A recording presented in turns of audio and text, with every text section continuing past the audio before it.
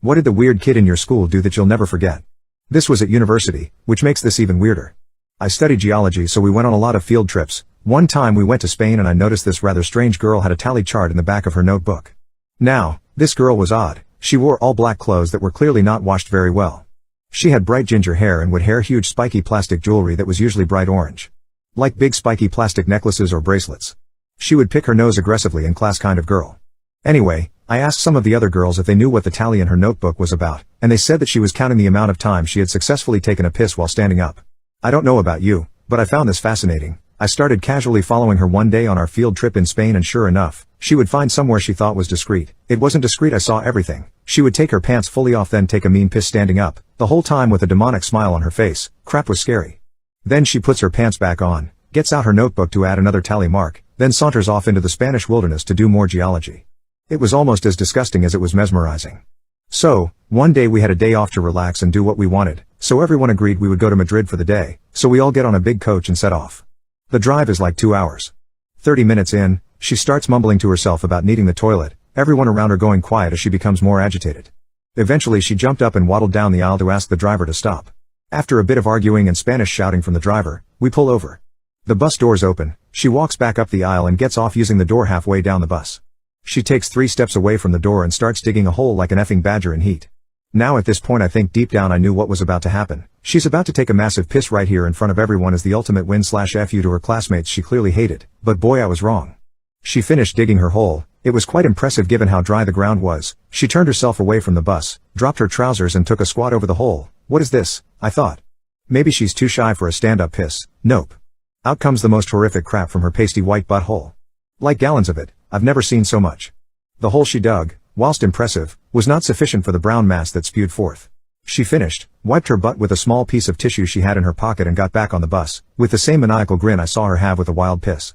Everyone was silent, our professors just staring at each other, clearly thinking what the F just happened. Jim.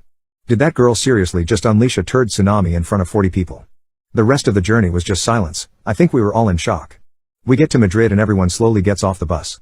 A crap girl starts saying again that she needs the toilet and everyone turns to look at her. Her bright orange trousers are soaking wet, like she'd been swimming.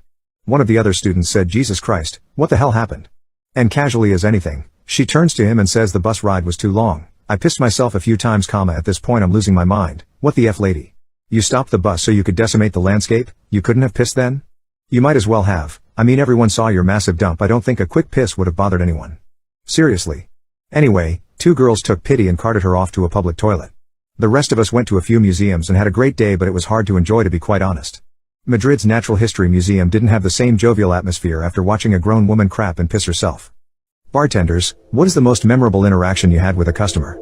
He wasn't completely hammered, but I'll share my favorite interaction I've had with a bar guest that honestly was a huge eye-opener to how to live my own life instead. The restaurant/bar I work at is an odd concept. We have a lot of different things going on throughout the week, so some nights it goes from a nice place to grab food and drinks for dinner, to straight up dance club/high volume bar. I love it because it's just a glorious, well executed, and managed crap show, so walking it always keeps me on my toes. Anyways, getting off topic. We do trivia on Sunday and Monday nights, and our table taps, big tubes of beer that sit on the table or bar so everyone can pour their own beer, are half priced all night.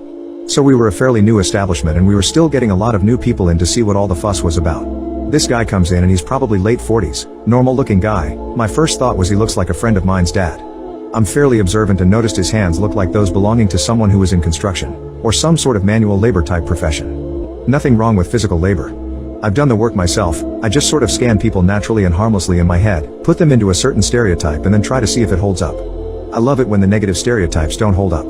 I had been trying to work on not being so judgy, which I could have been, like, this guy's probably gonna be a typical sort of construction guy, whatever. I told him about the special and that it actually comes out cheaper to buy the beer tower at half price than drink 3 of the large beers.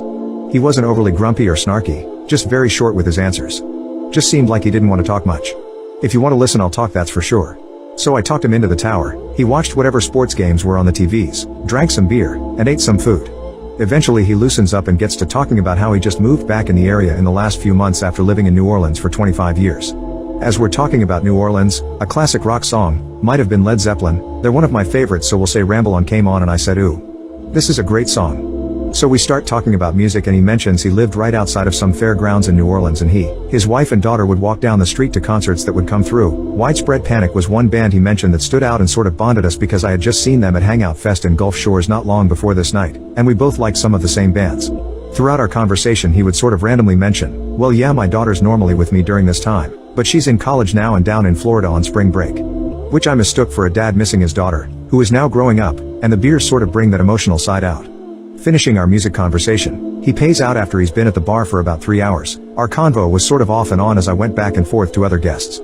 He gets up and asks which way to the restroom. As he comes back from the other room and by my bar, I'll never forget it as long as I live. I'm not just saying that, but the events of our seemingly normal encounter got burned in my brain. He stops and sort of lends up to the bar and looks me in the eye and says, hey man, I'm sorry if I was a butthole when I came in earlier. And I told him he didn't come across that way. Guess he realized how short and sort of unapproachable he was being at first, and the brewskis brought out that apology. And he said, well, thank you for still talking to me. It's been a rough day because this is the first year my daughter hasn't been with me today, and it's the 4-year anniversary of my wife of 30 years passing away, so thank you for not just dismissing me. He reached his hand out to shake mine, and told me to have a good night and walked out the door.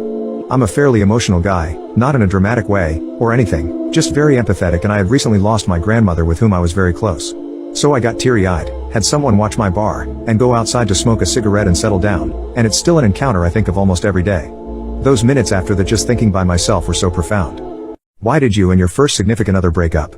Around 14 me and a few of the guys I went to school with started hanging around with these girls from another school on the other side of the city. We hung out a lot, all friends, then the other guys started dating some of the girls, and in an effort to not make me feel left out, I wasn't interested in dating at the time. I was quite happy playing football and chilling out, so they brought their other friend.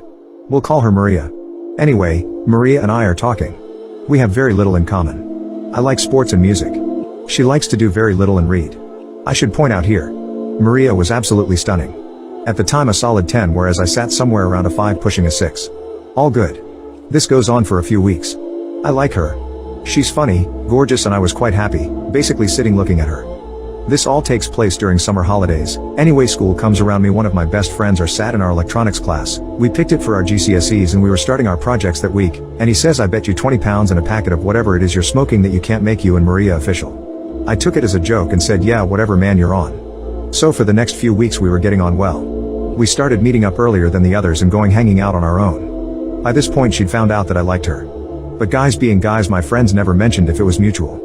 We had each other's phone numbers as well and would text all the time. This was back in 2004. We didn't have WhatsApp or iMessage, etc. We had 10p texts and a pay-as-you-go phone. Anyway, fast forward about 3 more weeks. We've sort of fallen into being a couple. We've not told anyone as we're kinda just confused about it as well. She asks if I think we're a couple. I said it's up to you. I'm happy either way. She says yeah, let's make it official. So back in those days, you had MSN Messenger and MySpace. So to make it official, it was a top friend on MySpace and a name drop in your MSN name.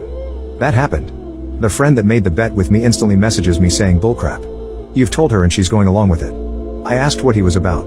He says the bet we made.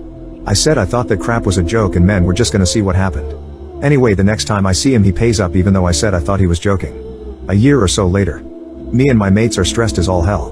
GCSEs are getting us down. We're starting to worry about college, etc. So electronics class happens again. I'm nearly done with my project, a laser-tripped home security system made for under 20 pounds. He's finishing up his road safety thing. And knocked my project off the table while I was going picking some more parts out of my tray of components I'd ordered. I get back to the desk and my crap's in pieces on the floor. I go mental. It took Kyle about 6 months to design, sim, order parts and build to a point where it would work. I punched him for it. He knew how hard I'd worked on it. After at the time I thought this, well-deserved beating. He says he's going to tell Maria about the bet. He proceeds to do so. The next time I saw her, she gave me a slap, says so this year was nothing but a bet between you and your mates. You're a jerk. His girlfriend splits up with him because he split me and Maria up and she thought I was a nice guy and he'd messed my electronics course up entirely. Few months later me and Maria bump into each other out and about. I'm off to band practice. She's going to the library next to the practice rooms. After we'd done our respective activities for the day we met for a milkshake, had a chat and tried again. 5 months later we split again. For unrelated reasons, I just wasn't into it anymore. Fun times. What was the worst reason someone gave for breaking up with you? About 6 years ago, I lived in an extremely tiny town. Nobody locked their doors or cars, or anything of that sort. Everyone knew each other and it was a very tight-knit community. For reference, I am 25 years old, 6 feet 4 inches, 260 pounds, around 10% body fat. I have an IFBB Pro card in bodybuilding. This will come into play later in the story. So my wife and my dog are sleeping in our bedroom, which is on the opposite side of our apartment, with the door closed, so the dog doesn't rumble through the garbage at night while we sleep. It's raining outside and usually the apartment creaks and makes noises because it's very old, but I ignore it and go back to sleep as it happens every night. Now this night in particular I was hearing some extra noises. My dog, who usually ignores the sounds as well, was going absolutely bonkers in the room. He's not a barker, but he lets me know when he hears something by jumping on the bed and licking my face, also when he's scared. So to get back to the story, my dog is going nuts, my wife is sound asleep, and I am up watching Netflix at around 3 a.m. when I have work at 8 a.m. I keep hearing these faint noises, like a cabinet opening and closing, but like I said before, we are in a very small community and I think nothing of it. No way someone is actually in my apartment. So all of a sudden I take one earphone out, and I hear the flicker of a light switch. It's an old house, so it has those loud light switch flicker when you turn something on and off.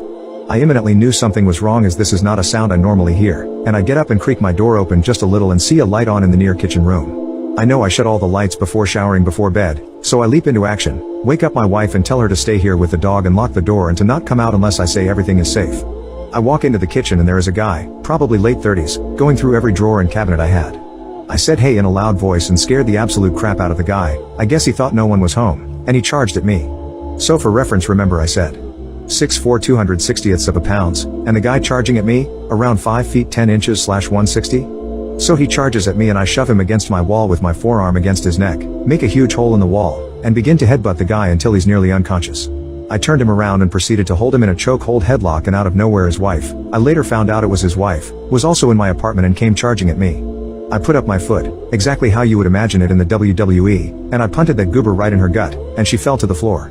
So now, the guy is unconscious, the girl is on the floor in massive amounts of pain, and I'm standing there covered in blood from this guy's face. I feel funny, not sure what this feeling is. I feel cold in a spot on my stomach, sort of like if you spit on your stomach and a strong gust of wind comes and it feels extra cold, you know what I mean? Well, I looked down and realized I got stabbed. I had a 4.5-inch knife in my clear abdomen muscle. While I was headbutting this guy, he was able to sneak a knife he had right into my gut, without me realizing it. I quickly start to panic and call 911. I sit there until they come, go to the hospital, nearly dying. I recovered well, missing all vital organs, and when I woke up in the hospital I had police there and was told that the guy robbing my apartment was dead. My headbutts broke his skull and he internally bled out in his brain. My heart sank. Yes, the guy stabbed me, yes, the guy threatened my wife and dog, who is like my son, and yes, he came onto my property, but I did not want to end anyone. Well anyway, to sum up the story, when I awoke in the hospital and they told me this, my wife divorced me on the spot, saying she can't stay married to someone who ends someone else, regardless of the situation. What reason did you break up with your BF/GF for that they will never know about? I watched him cheat on me and he will never know. We lived in the same city and had been dating for about 10 months. The last couple of months his passive-aggressive manipulations had begun to come a bit more transparent, but I was young, and convinced I could fix everything. On a Friday when we had plans, he called to say a friend at work had been fired, and he was going to go out with him to help cheer him up. It was fine, I said, and he hung up before I could finish my sentence that I had left some work papers at his place the night before and needed to grab them. I had keys, so I didn't think anything of swinging by after dinner and drinks with my brother to let myself in to grab them. As expected, he and his two best friends/roommates were out.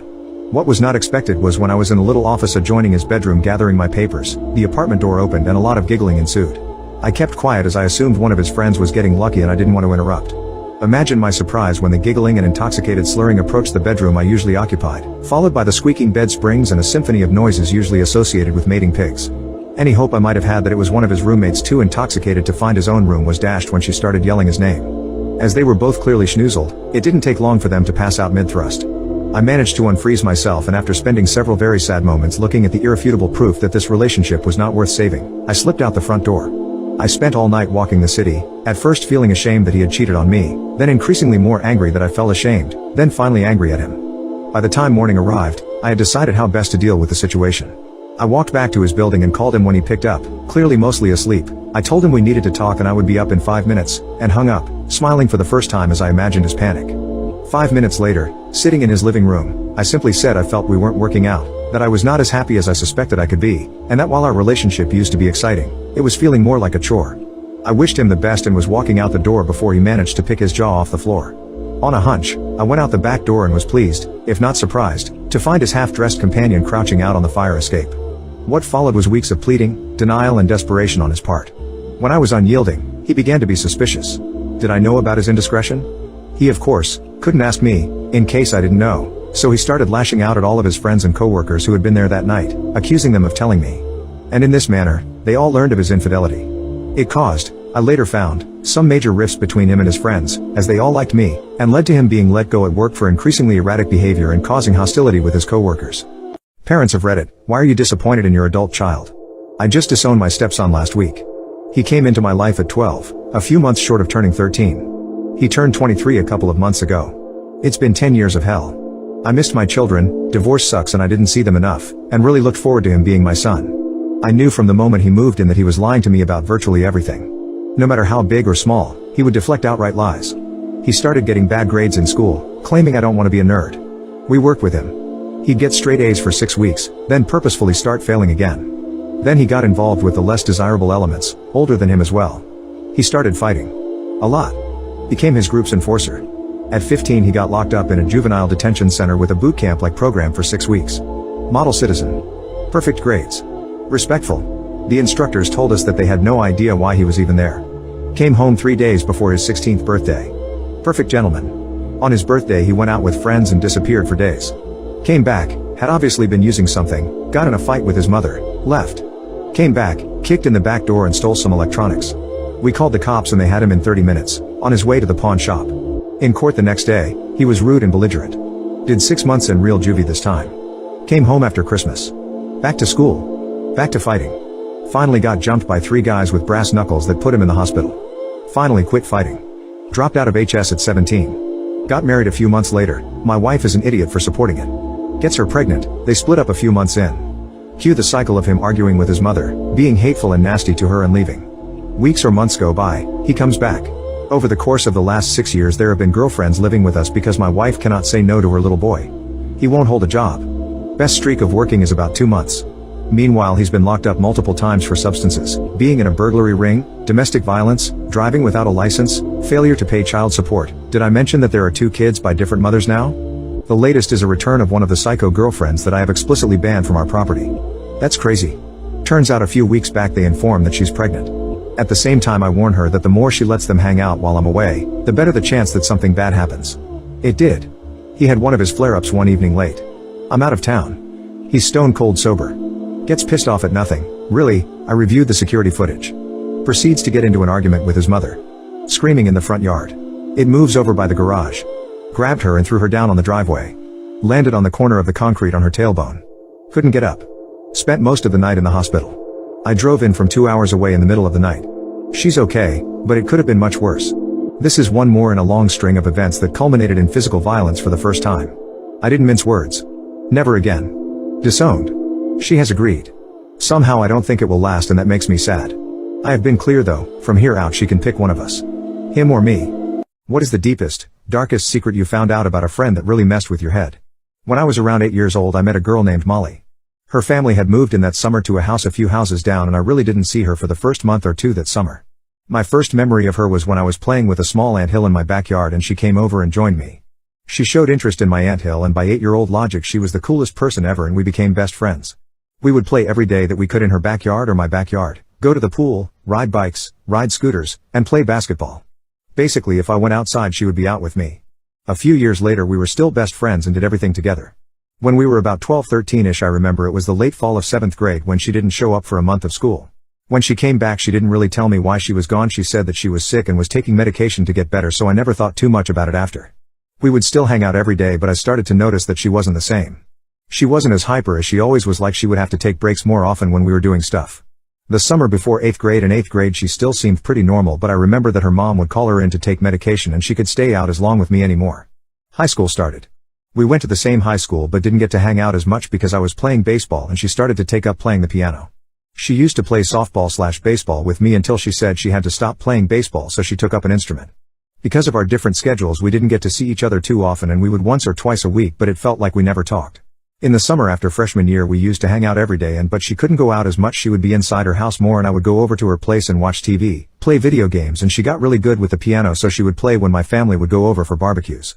This summer was also the same summer she was going to the doctors more often. She would always tell me it was just a checkup, and if she didn't say checkup she would say she was getting testing done. She would tell me that she was okay but I knew something wasn't okay. Our family shared a beach house down in South Carolina that we would go to in August of each summer. About the second week of being there, that's when I found out. We would go out to the boardwalk pretty much every morning before it go too hot and just go to the beach, get ice cream cones every day and do whatever. This was the first summer that her dad had to come with us everywhere, and it wasn't really a big deal, neither one of us really minded, but I didn't know why he wanted to come. We were standing in line to get food when I saw her pass out in the middle of ordering food for everyone. I was freaking out while her dad called her mom to meet them back at the house because Molly passed out. So he picked her up and we ran back to the house, which was about 5 minutes away, and just got in their car and started speeding towards the local hospital. Her parents took her to emergency care and I waited in the waiting room. I called my parents and told them what happened and they met me at the hospital. About 6 hours later I was allowed to see her and she told me that she was okay and that she must have passed out from the heat and not drinking enough water. She was staying at the hospital overnight, so she and my parents took me out to eat and stopped by the house first to get changed and stuff before heading back to the hospital. I had just finished showering and getting changed when her mom stopped by my room and told me that she and parents had to talk to me. This was the scariest moment of my life. Her parents had told me that Molly was diagnosed with ALS, amyotrophic lateral sclerosis, back in the 7th grade and that she wasn't expected to live much longer. Her condition was getting worse and she might only live for a few more years. I didn't know what ALS was, so they were explaining it to me and I remember crying for an hours. I went back to the hospital with her parents to check up on her and get her food, and then we went to her room and they told her that they told me what was happening. She was literally a year or two from death, but she didn't cry or feel sorry for herself. She had just passed out and was smiling and joking about saying she wasn't going to have to do her summer projects and homework at least, and was comforting her parents and I. She was the most amazing person I have ever met to be able to be that happy and confident in the face of death. She ended up coming back to school that fall with me and she told our small circle of friends what might happen to her in the coming year and how she wanted it to be the best year. It was the most bittersweet moment of my life. All my friends and I quit sports and after school clubs so we could hang out with her every day. And we all just did whatever she wanted. Any place she wanted to go, anything she wanted to do.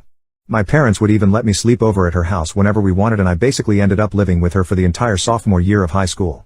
That was the most fun year of my life and I won't forget it. That summer her condition worsened. And on August 17th she passed away. She was the prettiest, smartest, funniest, most confident, outgoing, energetic, friendliest and loving person I will ever know. People with traumatic childhoods, what are the effects the trauma had on your adult life? I had it okay, but having an alcoholic dad, still trying to forgive, we're working on it, for sure did a few things to my personality. I'm very quick to get defensive. I can feel it in my chest. Critiques or comments about small, innocuous things can put me in survival mode, partly because, I think, I spent so much time in survival mode justifying anything I was currently doing, that I have difficulty getting out of it. I hate having to justify myself, but I tend to over-explain everything to get out ahead of the argument I assume is coming. Typing that out just made me realize I'm very often trying to get out ahead of an argument before one even starts. I remember when I was in high school, my dad came screaming into my room that I was napping too much and that I was on some crappy substances. Admit it. In reality, I had a 6 a.m. weight training class I felt like I needed to take because then maybe I wouldn't be as much of a target for him, and my only time of relative peace was late at night after everyone was asleep, so I slept like 5 hours, went to school, then came home and napped for an hour before I had to go to work until midnight. Things that aren't really attacks feel like attacks, because that's how it would always start, passive-aggressive comment, then full-blown explosion later if a couple of comments didn't work. I can read the emotional state of a room. I'm always looking and noticing how people are feeling. It is not out of altruism, but out of habit. Had to get good at it. Kept anger and comments away from my brother. I'm almost 100% in the ballpark. I can't read minds, but I notice if someone feeling pissy/annoyed very early. Or if there's some tension. I need absolute quiet to sleep. People/noises in the middle of the night immediately bring me from 0 to 11. I need to know what the noise is, what is going on, who is where. I don't find any difficulty in cutting people out of my life, and that one is concerning. I feel like a normal response to that would be to at least grieve a bit, but it's just so matter of fact with my thoughts. Okay, they are gone forever now. I don't talk to them. Moving on. Overthinking and overplanning after one argument. Okay, that person is gone now, we had an argument. They hate me forever, so let's plan on how to never see them again. When someone in the room is angry, anxiety goes through the roof. Heart rate goes to the moon. Must fix. Can't let the anger get worse. Do whatever you can to appease, now. It's going to be very bad if you don't fix their anger. I tend to keep my interests to myself, and only share them if I'm certain the other party is also interested in the same things. Everything my dad didn't already like, music, any sport I played that he never did, hobbies he wasn't interested in, was deemed stupid, dumb, waste of time, crappy, how could you call that crap music, etc., so I just stopped advertising what I thought was cool. I still tailor playlists/movies/activities/etc. to the people I will be around, I think in a subconscious effort to avoid setting anyone off. Difficulty saying no and people pleasing. Especially in my career. One that I really need to keep working on is how I've somehow internalized certain insults and tossed them about casually. Especially on the internet, I hate how I go from normal disagreement to you mouth-breathing dip crap, you're the dumbest mother ducker alive. Quick to anger. I hate being told I'm wrong, Much more than the average person. Growing up, no matter what evidence or what have you I had, I was wrong. And sometimes, guess what, I am wrong, but when I'm in an argument or a disagreement, it brings me right back to when my dad would be clearly waiting for me to stop talking so he could yell at me until I shrunk back down and I feel like I have to die on whatever hill I am currently on or it's all over. I'm never going to get people to listen to me ever again. I'm really trying to work on this, but my knee-jerk reaction is you're not listening to me. I'm right back to being a kid trying to explain how I couldn't have broken the goddamn plugins on the back of the TV, just admit it goddamn it because I was at school all day. One response only to yelling / tense argument / etc. Shut down completely and stop talking while stewing in anger. How did you stupidly make your medical condition worse? It was Valentine's Day and I was sick. Fever, chills, fatigue, nausea, and general misery had kept me home for the day. I'm in the medical field myself and it seemed that the entire region was currently decimated by this year's influenza strain, so no biggie. That weird twinge in my side that started a few days ago was probably a pulled muscle from too many back stretches at the dance studio, right? I had shrugged it off, but now it legitimately hurt with every step I took. Ugh, fine, I'll go to the stupid clinic today, but later. First I need some more sleep. I woke up with barely enough time to fling myself out of bed and towards the hall bath, getting there just in time to vomit more fluids than I thought I'd consumed. Also, I noticed the lack of the coughing or congestion that typically arrives with the flu, so maybe there's something else going on. That pain is right over my left kidney, but it's probably nothing. Okay, then, I should probably get my pukey butt to the nearest urgent care clinic, and I definitely shouldn't be driving. I called husband and explained the current circumstances, asking him to come home and take me to the doctors. Because I'm a stubborn paramedic who hates it when people go directly to the hospital's emergency room for ridiculously minor things, I went to an urgent care clinic near my house. I expected to have a PA confirm my self-diagnosis and tell me to tough it out with Flonase and Mucinex, because treating a virus like influenza usually means managing the symptoms and trying to decrease the discomfort. The PA took a quick look at me and told me to go to the ER. As is my wont, I protested, but she was serious enough that I was actually considering going. I finally agreed to go just to make husband more comfortable with the situation, but I fully expected that this was a waste of time and hours of my life I'd never get back. By the time we arrive I've accepted that I have pyelonephritis, a kidney infection, but still feel the ER is overkill. After triage and a preemptive blood draw for labs, I was taken to a room. I didn't even have time to change into the stupid, drafty, butt-bearing gown provided before my nurse arrived to start a saline drip to treat my dehydration. Cool, pretty standard stuff so far. Several minutes later I was talking with the physician about my signs and symptoms when there's a perfunctory knock at the door and a lab tech entered to hand deliver my test results. Uh-oh. This can't be good. I watch her eyes widen as she reads the CBC values, and then she announces, "Yeah, we're gonna be keeping you overnight." She then orders a second 4-line, hardcore painkillers, and a massive dose of 4 antibiotics and leaves me trying to figure out what just happened through a pain and narcotic haze. Well okay, it is around 8 in the evening at this point so overnight observation seems reasonable. I expect a patient transport tech to come fetch me and take me upstairs to a general medical ward. Instead, an RN starts to wheel my bed towards the elevator, which is really weird. Nurses usually have better things to do than move patients between wards. At this point, I hadn't been told anything about what was wrong or where I was going, but I start to get somewhat nervous as I'm moved into an intensive care unit. I rationalize this by telling myself that they must be out of general med/surge beds and so I'm being put into this room as overflow. It's a huge room, and my nurse appears to have only one patient, me. Man, this crap keeps getting weirder. Within minutes, I'm hooked up to every type of monitor I've ever attached to a patient and then some, plus I've got a transmitting cardiac telemetry monitor stuck to me, too. My nurse goes through the endless list of health history, lifestyle, and medication questions, and asks husband to bring my birth control pills from home. What the F? I have pyelonephritis, and this is ridiculous. Is that really necessary? I mean, I'll be home tomorrow. She looks at me with both amusement and pity, and then continues bustling about the room doing important nursing tasks. Yeah, I was wrong. It wasn't the flu. She shattered my last layer of denial by showing me my lab results, and holy effing crap my white count is 28.77. I'm effing dying. A normal white blood cell value is between 3 and 10, and I was so far past that I was in critical condition. Turns out I was in septic shock in addition to renal failure and E. coli septicemia, and had I waited a few more hours to seek medical help I'd have probably been toast. EFF. I couldn't deny the seriousness of the situation anymore, but I just felt too crappy to even care. After a sleepless night and an endless parade of nurses, CNAs, phlebotomists, X-ray/imaging techs, and a priest, I finally met my attending physician and a whole crew of residents. I'm exhausted, grumpy, and in pain, but apparently I still need to be lectured on how dangerously close to death I'd gotten by waiting to seek help, despite the fact that I had practically zero reason to suspect so. Anyway, afterwards we have a nice, roundtable discussion of my treatment plan, how the antibiotics are working, and about how I'm probably going to be just fine in a couple days. Ha, wrong again. Turns out the massive infusion of fluids and treatments to kickstart my kidneys caused my lungs to fill with fluid, resulting in a condition called ARDS in which, well, you can't freaking breathe. The alveoli, those little sacs in your lungs that do the CO2/oxygen exchanging, were effectively flooded, meaning that no matter how much air you're gulping in you simply can't extract the amount of oxygen needed to live without medical intervention. I really didn't want to end up intubated with a ventilator breathing for me, and my awesome attending let me try the less dramatic option of diuretics and staying awake to remember to breathe. It sucked. Seriously, the worst, most miserable experience I've been through. But it worked, and on the morning of day 5 in the hospital I got transferred to a general medical ward. It was blessedly quiet, at least until I dozed off and my oxygen shots would drop again and then the monitor would shriek me awake. I was slowly weaned off of supplemental oxygen over the next few days, and eventually got to go home on the condition that I'd sleep with a little extra oxygen at night. The scariest thing about the whole experience was how it snuck up on me so stealthily. Our working theory is that I must have had a completely asymptomatic UTI that progressed to my kidneys, but we'll probably never know for sure. I mean, UTIs aren't generally subtle, and if I'd even suspected I had one I'd have gone to urgent care for a UA and an antibiotic script. I knew what to look for and it still nearly managed to end me. I'm fine now, feeling much better. I'm definitely still tired and lack stamina, but I'd say I'm at about 85%, and it shouldn't be too long until I'm as completely healthy as I'm likely to get. I may have lost some kidney function, so I'll continue to go in for routine blood tests, but we're very optimistic about how the most recent scans looked. I took LSD and pretended to be French for 10 months. About 11 months ago I moved into a new house as a temporary sort of thing until I could get the money together to sort something out properly. I was hoping to have already moved out by this point. On my second day after I'd finished unpacking I decided to break the house in with a nice acid trip. I'd brought some with me that I'd recently bought but hadn't had the chance to use yet. Things were going well with the trip but then it seemed to be getting really intense and I quickly realized that the tabs were much stronger than I had been told they were, and I thought being locked up in the unfamiliar house wasn't helping me relax. So I figured the best thing to do to relax would be to go for a stroll because I was starting to get pretty overwhelmed at that point.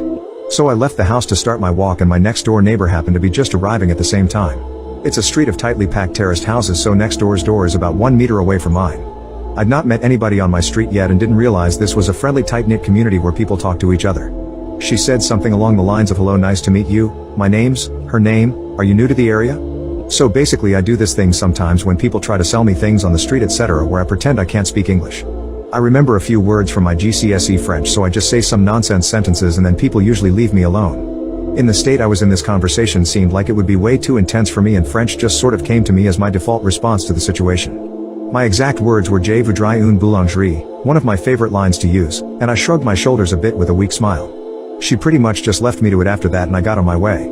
I did my walk and got home about 2 hours later. I was tripping majorly so the walk ended up taking a lot longer than it needed to. When I got home though, my next door neighbor was standing in her doorway talking to another neighbor who was standing outside.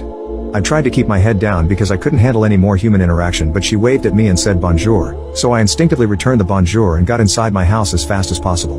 When I got in I started freaking out straight away because I realized that I'd just become French and now 2 of the neighbors think I can't speak any English. The next day when I woke up I realized the best thing I could do, as an Englishman, was just live with the lie for the rest of my short stay in this house to avoid the excruciating embarrassment of having pretended to be French for seemingly no reason. Fast forward 10 months, I still live here, and at this point I'm in deep. My life on this street is a web of lies. I've perfected my French accent and over the course of 10 months French me has learned a decent amount of English so he can hold a disjointed conversation. I'd gotten to know the neighbors pretty well and I was the nice quirky French guy on the street. I didn't let the lie slip ever, because every day in every conversation I had just meant that it would be even worse if anyone ever discovered I wasn't French. If I had friends come over, I don't have many so it wasn't too bad, they would never speak to the neighbors because of my strange situation. Most of them found it amusing, at least. Things were going okay and I wasn't too worried about being exposed anymore because I'd gotten so used to it. I'm not home that much and when I am I rarely leave the house for any reason so I only had to do it for maybe 5 minutes a day when I was out on my street. If anything it was a nice way to spice up my day when I got to take on my French persona. French me somehow had much better social skills than the real me, even if his English was a bit limited. But then there was the day it all came crashing down. I was walking to my car and saw one of the neighbors coming towards me from the opposite direction with someone else next to her I didn't recognize. She stopped to say hi, as she normally does, and then she said to her friend this is F7TJ78, the guy I was telling you about. You might be able to see where this is going. Her friend hit me with a question in French that I didn't understand a word of, and I knew he was actually French straight away because his accent was way better than mine. I didn't know what to do and I just froze. Every second that went past just made it so much more painful and after way too long of a pause I just decided I had to come clean. I told her I wasn't actually French and couldn't speak French and then I tried to play it off like some kind of practical joke I'd been doing on everyone. Nobody was buying that. I fast walked straight to my car and then let the embarrassment just swallow me for a while. I haven't spoken to any of my neighbors since, some of which I'd struck up a friendly relationship with over those 10 months. I make sure nobody is around now whenever I leave the house, and I do a loop around the block in my car if any of my neighbors are walking down the street when I get home so that I never come into contact with them. Every time I think about the day I was discovered, the embarrassment physically hurts me. Women who gave the creep a chance, how did it go? There was a guy that came into my restaurant, a few times a week for lunch. He did this for a little over a month, so he became a regular. He had asked me out every time I brought his bill. He always asked in a light-hearted way and never seemed upset or anything when I turned him down. I assumed that after the first few questions, he may have thought of it as more of an inside joke at that point.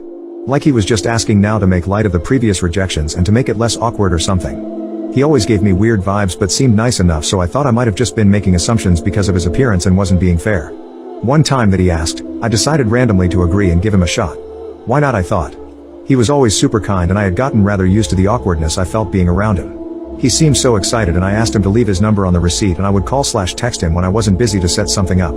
So it wasn't really much of a joke to keep asking me out. I mostly figured that though, tbh. A few days later I hadn't texted him yet to set anything up or even give him my number, and I get a text only a few minutes after walking into my house after I got home from work. It said, "Hey. It's from. I know it's a long shot, but I'm free tonight and bored, wanna hang out? If you're free, that is." I asked him how he got my number. He said I gave it to him the night I agreed. I absolutely know I didn't. I got really creeped out but decided not to confront him about it and just play like I'm a ditz and believe that I must have done that. I just didn't remember because it was busy. I told him that I wasn't free to hang out that night, that I was going to be working later to help cover a shift and then would be pretty pooped by the time I was off. I only ever saw him come in for lunch, not ever dinner shifts. A few minutes passed before he responded. He said, "Why are you lying to me?" I just responded with, "What? Lol." He said, "I know you were home. If you didn't want to hang out tonight you could have just said so." Alarm bells rang in my head. I thought, there's no way he's outside my house. He is just trying to call my bluff. Creepy but not a full-blown stalker. But I felt exposed. I felt the crawling on my skin that only burns into you when someone is staring at you. The vulnerable pulses that are felt only by prey. I looked out through the blinds of my bedroom and he was parked right outside my house. I could see his face lit up by the phone screen. He was so close. I texted him and said, "Ahaha, you caught me. How did you know I was bluffing? I'm sorry. I do want to hang out soon. I'm just not feeling up to it tonight." And called 911. The police showed up and went up to his car and talked to him for a bit. He drove away a few minutes later and then the officers came to my door. They told me that they acted like a random neighbor complaining about a strange car. They didn't implicate anyone but made it seem like it was an older person, so probably not me. They took his plate information but asked him politely to move so he didn't upset anyone in the neighborhood, and he complied. I went to my friend's house that night and filed a restraining order the next morning. I later found out that he most likely got my number from the shift sheet behind the hostess counter, because several coworkers had seen him, at different times, snooping back there and kindly stopped him. He, I guess, grabbed a roll of silverware claiming that the server hadn't left him any and he didn't want to bother anyone because he knew they were busy, so just grabbed it himself. This stopped anyone from suspecting him of anything odd. And that his car had been parked at my house almost every night, neighbor's security camera. I don't know how he got my address, but I assume he must have followed me. He must have been full on stalking me for a while. He did come into my work a day or two later for lunch acting like everything was normal. I immediately went and got my manager and she informed him that he had a restraining order against him preventing him from eating there because he would be in violation of it. I had already changed my phone number, so I don't know if he tried to text me, and I didn't sleep at my house for weeks, but I never saw him again after that. And I often find myself thinking back to that time and wondering how much more he did and for how long that I don't know about. Like, maybe he stalked me long before he started coming into the restaurant, and only started coming in there because he felt more brave than before to interact with me. How much of my private moments throughout my life were actually not private? Also, I have never once stopped feeling scared that he might have still stalked me and knows where I am even now, but is keeping himself hidden. I doubt it, but the fear is still there. I have never felt comfortable being alone. Ever. Most of this would have still probably happened even if I didn't agree to give him a chance. But if he hadn't slipped up about having my phone number when he shouldn't, I would have gone out somewhere with him, and who knows how badly that could have ended. What is the worst first date you have ever been on? More like a first date that never wanted to end, so this might be long.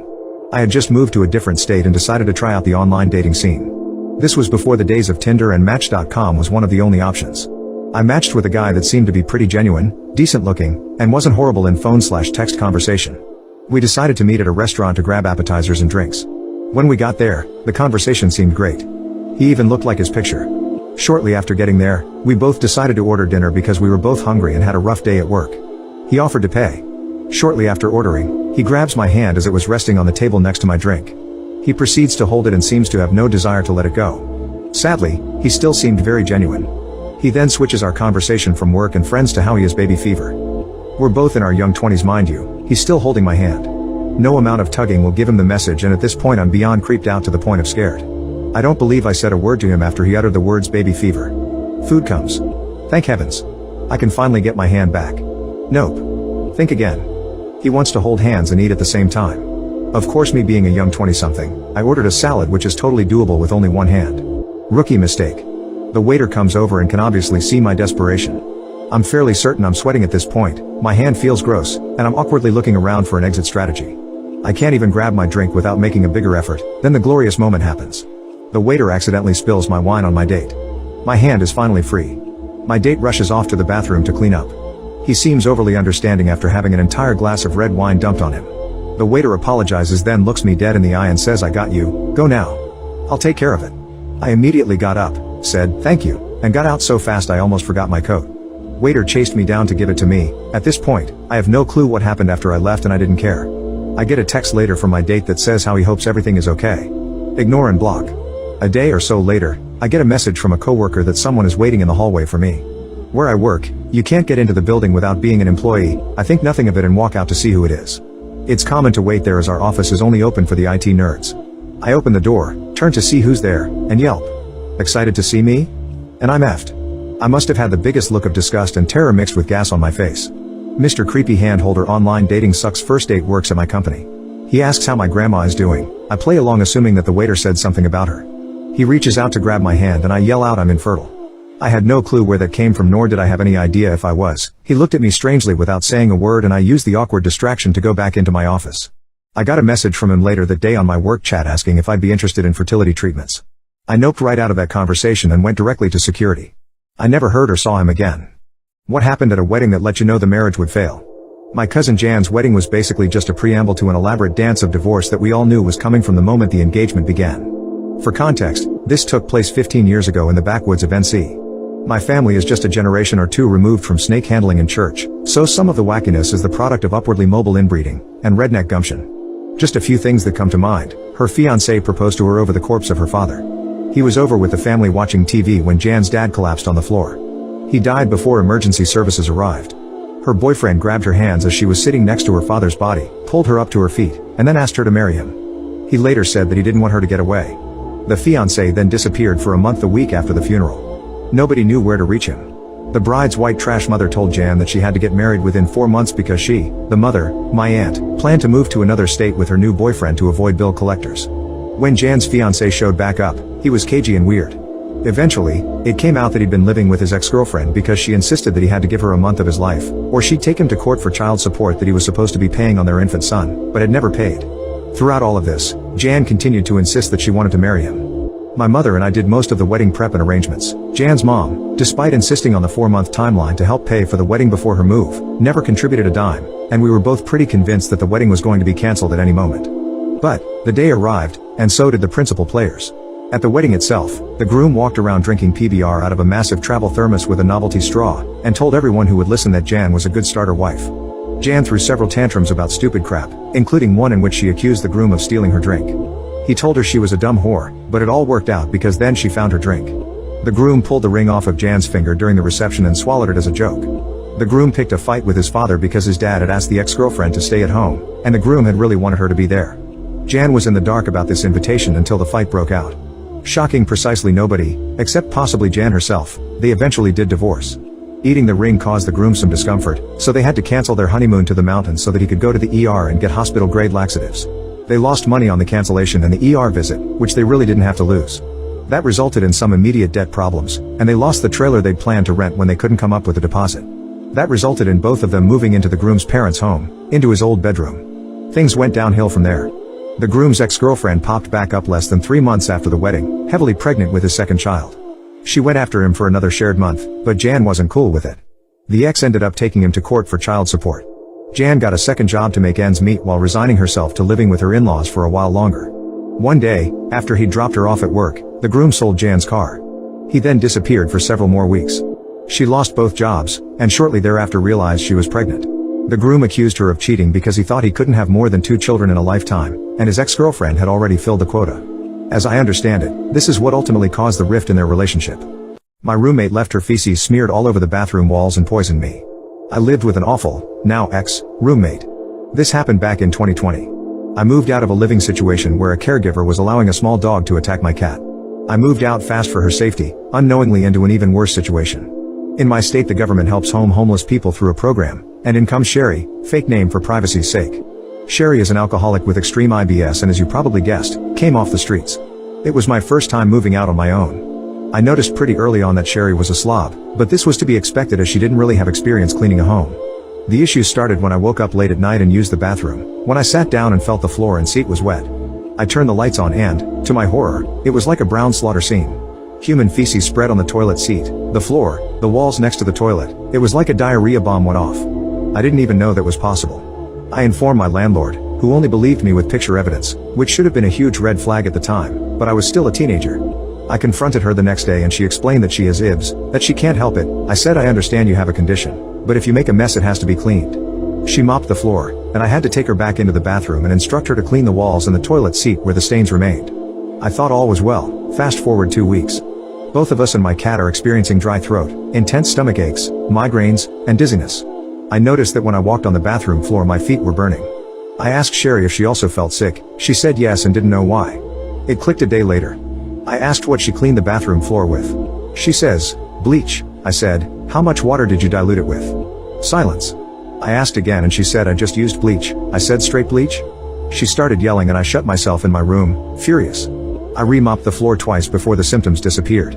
My cat was living in my one bedroom at the time and so she had the most exposure, unable to go anywhere that could get away from the scent of bleach fuming into my room from under the door. This incident made me incredibly angry with Sherry, but I let it go. Since she was brought into the house using a government program, it was hard to kick her out for the landlord. It sucked because she'd spend all her money drinking herself stupid, which made her IBS that much worse. Every incident was documented and shared with him. It is important to know he gave us access to the upstairs bathroom if we needed it. Cut to a few months later, I'm cleaning the kitchen and mopping. I wear headphones while I clean to make it easier to focus, and I at this point have kept my room locked since I found Sherry opening my door without knocking and suspected she was snooping through my stuff. The apartment has a kitchen door identical to and right next to my bedroom door. I lock my door and get to mopping. Suddenly the kitchen door is being banged on and Sherry is screaming. Well, I had unknowingly locked the kitchen door instead of my own. She was howling, banging, and threatening to end me, along with calling me slurs I won't repeat. I apologized through the door but was honestly scared she'd attack me outright. I waited for her to walk away, unlocked the door, and locked myself in my room. I call the landlord, tell him what's happening and he says that she's just kidding. She won't do anything, she's just an old woman. I tell him she's threatening to end me and he brushes me off. It isn't until she calls him and threatens to end me to him that he even comes over to see what's going on. Suddenly the banging continues, and I mean walls are shaking, she's hitting the door so hard. I recorded this and said I just unlocked the door. She screams yay and I locked it back so landlord could see what you did, stupid B. You made me crap myself. Landlord gets there and doesn't believe me until I make him watch the video. He tells her she just could have gone upstairs. I tell him he needs to believe me when I say something is going on that serious. I mean it. She ends up finally getting kicked out, and someone even worse moved in before I get the hell out of there. What's the dumbest thing you've done out of pure horniness? Spoke to a guy online. He was older and kept mentioning fur. I thought that meant that he was identified as a bear. He kept saying he loved fur, and all things fur. I was like, okay, he must be into hairy guys and bears and crap like that. Being moderately hairy myself, I thought I could satisfy his need for fur. Well, upon arrival at his house, he greeted me in an ankle-length fur coat, chinchilla. At this point I realized he meant actual fur, and fur items. I went in and he had like, an entire room full of fur coats, most of them on the floor all spread out for us to lie on. I hooked up with him for a bit, he loved to rub the fur coat on his willy and crap. Whatever, it was very humdrum. Those boomers are so easy to get off since they went through puberty without internet adult flimps and the slightest breeze across their willies gets them hard. Anyway, on my way out the door he asked if I liked fur. I said I loved fur coats. Then he offered me one, a floor-length Arctic fox. I of course declined. I did not have a spare $5,000 to give him, nor did I want to owe him for anything. I told him flat out that I did not plan on continuing this, that this was just a hookup, and that I would essentially never see him again, let alone arrange for some form of payment. I wasn't about to whore myself out, especially for a, ladies, fur coat from the 80s. Shoulders looking like a mixture of a quarterback and Alexis Morel Carrington Colby Dexter Rowan. He insisted that he really wanted me to have it and that I would never have to owe him for this and that we would never even have to meet again. I took the coat, and this is where I effed up. Days later he texts me, when will we meet again? I ignored him for a while. Days go by, I get another, more insistent, text. When are we meeting up again? I gave you that fur coat, you need to see me now. I went through the whole I told you I had no intentions of seeing you again and you insisted I take this coat after I rejected it like 3 times and also you insisted I would owe you nothing and that I take the coat. He said that I needed to see him again to return the coat or that he wanted me to give him a pair of my dirty underwear. I was floored. He knew I had no intention of ever seeing him again, no means of paying for a coat like this, and that I was above whoring myself out, let alone for a measly fur coat. I reminded him of this. I said that I did not feel safe meeting him in person to give him this coat any longer since he was now attempting to manipulate me and coerce me back into an intimate circumstance with him. He then said that he would call the police on me. I reminded him that he gave me the coat, insisted that I take it, and insisted that I would owe him nothing for it. He then said that if I did not return the coat or give him my dirty underwear, he would tell everyone I was gay. I laughed and informed him that he was free to do that because A, everyone knows I'm gay as hell, and B, I don't live a cowardly life in the closet, and therefore don't care. I told him I did not appreciate him lying to me, and then trying to blackmail me into having intercourse with him, giving the coat back, or giving him a pair of my dirty underwear like some backpage slag. He got frustrated, thinking that these scare tactics and blackmailing would induce me into taking him seriously and suddenly believing him to be honest and true to his already broken words. Then he brought out the big guns. He said that if I did not meet him to hook up, give him a pair of my dirty underwear, and give him back the coat, he would tell his wife all about it. I did not know he was married, or masquerading as a straight man. He was one of those guys, the straight closet guy who wants all the benefits of sleeping with men, but none of the responsibility or social stigma. A effing scared coward. I said to him, so let me get this straight, you want me to hook up with you again, after you said I wouldn't have to, you want me to give you back the coat you insisted I'd take against my wishes, and you want me to give you my dirty underwear, and if I don't comply, you're going to tell your wife on me? A wife that you conveniently failed to even mention before? I laughed, and he got really angry. It was then I realized he gave me the coat thinking that he could use this, and his threats, against me to coerce me into having intercourse with him and all his fur coats again. I informed him that I was aware of this. He hung up on me. What story do you have that disproves the worst she can say is no? In high school, I once asked a girl out that I didn't think I had any chance with. I figured hey, the worst she could say is no, assumed she would probably say no, and planned on using the experience as a comfort when trying to ask someone out that I thought I had a chance with. In other words, when trying to work up the courage to ask someone out in the future, I could think back to this moment, realize from this experience that being told no wasn't so bad, and go for it. I asked her out, she said she was going out with someone else, and that was that. Easy and painless. And then she started telling people that I demanded that she switch from her current partner to me, and that she had to shout at me to get me to leave her alone. Someone else started a rumor that, after I got rejected, I ran into the bathroom and cried. Someone else came up with a short little theme song about how I got rejected. Everyone found it catchy, including people I thought were my friends, so people would sing it at me everywhere. Random people in the hallways would see me and start singing it at me. I couldn't escape it until people finally lost interest several months, maybe even a year? I don't remember exactly, later. I was horribly humiliated and depressed and sad and so on for all that time, but I figured it was just a fluke. Then, in the fall semester in college, a female friend promised to me that she would get me laid by the end of the spring semester. I'd overheard her talking to people about it, wondering whether it would be better to pair me with another virgin or with someone experienced, for example, so even though months passed with no actual progress, I assumed things were happening behind the scenes. On the last day of the spring semester, there was a big party at her place, so I texted her earlier in the day so if today's the last day of the semester, does that mean I'm getting laid? I was thinking the worst she could say was no, as in haha, no, that was all a joke or something to that effect. No harm in bringing it up, right? I wouldn't have been upset if that was what happened. I don't remember her response exactly, but I think she took it as a joke and replied non-seriously with a hell yeah. Or something along those lines. Halfway through the party that night, she gets everyone's attention and announces that she got the best text ever today. I assumed it wasn't my text, because that wouldn't make sense, so I was looking forward to hearing what she had to say. She then proceeded to, in a mockingly stupid voice, read my text to everyone with absolutely no context, and then point to me. Everyone effing lost it with laughter. I heard one guy later say to a girl next to him, "Don't get too intoxicated, or you might end up sleeping with him," while motioning to me. They both laughed pretty hard about that one. I was already intoxicated at that point, so I couldn't drive home, so I was trapped. I spent a lot of time silently crying to myself in the bathroom. I was tempted to try to drive home anyway, because I really didn't care what happened to me at that point, but the thought that I might end up hurting someone else stopped me. The events of that night replayed in my head almost every day for the entire summer. I felt like I was worthless as a person, completely undesirable romantically and intimately. I felt like I was just, uselessly broken, unrepairable, that I was a misfit that didn't belong in this world. What's your worst rejection story? Senior year of high school, this girl I had met through a mutual friend and I suddenly had multiple random encounters. A few weeks go by, and we really start to hit it off. We spend every day together, I call and talk to her on the phone, we even end up going out to dinner, not an official date. I'm totally smitten by this girl and things are moving along perfectly. Our prom was coming up and I decided to ask her. Now, the place I lived in had rather elaborate methods of asking people to prom/homecoming type dances, so my buddy and I hatched a plan to ask this girl out by messing with her room and putting some clever personalized stuff around. Seriously, this is normal. I call her mom to get permission to do all this, and I start to get really excited when she agrees. That night I got a phone call from the girl that basically went like this: "Hey, so I know I'm not supposed to know this, but I heard you were planning on asking me to prom, and I think that would be a bad idea, so, normally this is where the story would end. This one doesn't do that. After putting my shattered pride back together, I move on with my life. I graduate, leave town and generally proceed to think about the crappy events as little as possible, but it always stings a little when I think about her. About a year after this whole incident, I got a random phone call from this girl. We strike back up our old friendship, and things move along quite nicely. In the course of getting to know one another again, she tells me that the prom thing wasn't my fault. Turns out she'd just gotten out of a pretty rough relationship and wasn't ready to start something new and didn't want to hurt me. I get really excited about this. As we continue to talk every day again, I realize that I'm totally into this girl for the second time. As luck would have it, I also made some plans that meant moving back to town a few months down the road. Well, Christmas rolls around and I make a trip back to visit family and friends. When I get into town, I call her and make plans to take her out on a real first date. We end up spending the majority of the day together, something like 12 hours, and everything goes perfectly. The night ends and I couldn't be happier. We made plans to get together later that week at a friend's house. When she shows up to our friend's house, she almost immediately hides out in her car to take a phone call, for about 3 hours. In my heart, I know this is bad news for me. When she finally comes in, she purposefully sits across the room from me even though I try to get her to be near me.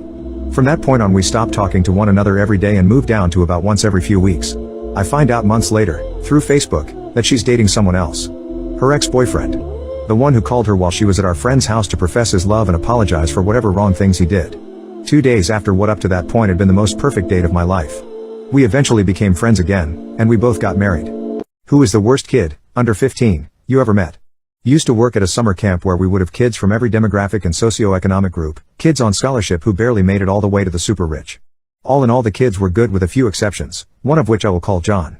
Now John was about 13 when I worked with him and clearly had some emotional issues that were not being addressed by his super wealthy parents who instead would ship him off to summer camps all over the country. Being that he was a teen, he went into our teen camp, which was more autonomous but still relatively structured. To get to the campsite you had to cross a bridge that was over a narrow but very deep creek. Relevance will come up. One day as I am sitting in my office I get a text from a counselor at the teen camp who told me to get over there as soon as possible, so naturally I get up and sprint there. I show up and John is sitting at a picnic table with 3 other kids and 2 very upset looking counselors. As I approach, John starts yelling that whatever they say is a lie and they hate him. I pull the lead counselor aside and he tells me that they caught John throwing a brick from the campsite on Duck and her chicks as they were peacefully swimming down the creek. Unfortunately John hit the mother but didn't end her, so now there was this poor duck thrashing around in front of her chicks on the shore of the creek. All of this was about 40 feet from another cabin group of young girls. We called an animal rehab specialist who came out and safely got all the chicks, but the mother died shortly afterwards. He also punished a poor little girl and broke her glasses. Needless to say, the head camp director is pissed and wants him to leave immediately. We had a behavioral provision in the camp rules that said if children became too hard to work with they would be sent home. Called his parents, who did not seem alarmed with the behavior and said they were leaving for a cruise the next day. Camp director reminds them of the provision and how their son was no longer welcome in camp. Again, parents don't seem alarmed and finally send a friend to get the kid. I saw on Facebook that John is currently studying medicine, which scares the absolute life out of me. When was someone's assumption about you terribly wrong? I was once assumed as a peardo. Hear me out. I had taken my nephew to the park. My sister and Bill were in town for a few days and they were going out for dinner, just the 2 of them. I took my little 3-year-old nephew to the park. It was just us. We were running around having a good time, pushing him on the swings, finding cool rocks, etc. A lady and her big dog had walked over to me at one point and asked, "Oh, your son is so cute." I responded with, "Thanks, but it's not my son." She then, without time to explain, flipped a switch, tried to get between me and my nephew while taking pictures of me on her phone. I was telling her to get the hell away from us, making my nephew cry because he didn't know what was going on. She called the police and she's screaming at the top of her lungs for me to stay back or she'll defend herself while trying to pick up my nephew. I suddenly stopped caring if she thought I was a peardo or not. She had her hands on my nephew and that wasn't going to fly with me. I picked him up and we started speed walking back to my car. Big mistake. She started telling the cops my license plate number, make/model of my car, saying I was kidnapping him. I was so mad I was seeing red. I sat in the car because I thought it would be best if at that point I waited for the police. I had him buckled into his car seat with the engine running just in park, idling. She's slamming her hands on my windshield trying to get other people to come help her, but a few people just come and stand behind my car so I can't leave. Police show up. Guns drawn, telling me to exit the vehicle. I get out. I have tears in my eyes at this point because I'm so mad/confused. I got handcuffed. I was asked a million questions until they finally understood that this woman didn't know either of us. I finally got to tell my side of the story, which consisted of, I took my nephew to the park. This lady asked if I was the father. I said no. She didn't listen to a word I said after that and tried to take her from me. The lady is looking super embarrassed once I'm done telling the story. My nephew is asked to come up in my arms because he's scared.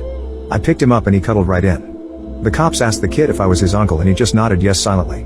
The woman starts this sob story about how she was abducted as a child and thought she was doing the right thing. I didn't care at that point. I was so mad at her. We leave, all laugh about it at dinner. Life went on, but it had got to be the worst time of my life.